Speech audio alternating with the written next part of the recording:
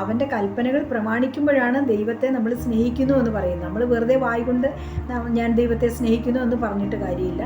കൽപ്പനകൾ അനുസരിക്കണം. അങ്ങനെ കാരാഗൃഹ പ്രമാണി സ്നാനപ്പെടുവാനിടയായി തീർന്നു. ആ കൽപ്പന അനുസരിക്കുവാനിടയായി തീർന്നു. അങ്ങനെ കാരാഗൃഹ പ്രമാണി അവൻ്റെ വീടടക്കം ആനന്ദിച്ചു. അവരെല്ലാവരും സന്തോഷിക്കുവാനിടയായി തീർന്നു.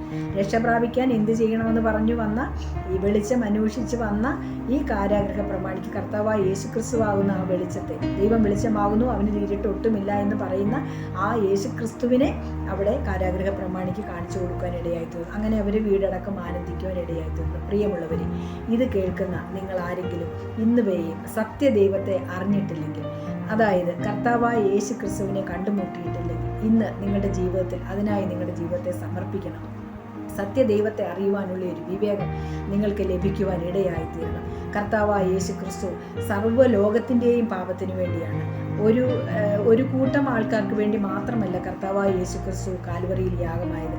സർവ്വ മനുഷ്യരുടെയും പാപപരിഹാരത്തിന് വേണ്ടിയാണ് കർത്താവായ യേശു ക്രിസ്തു കാൽവറിയിൽ യാഗമായത്.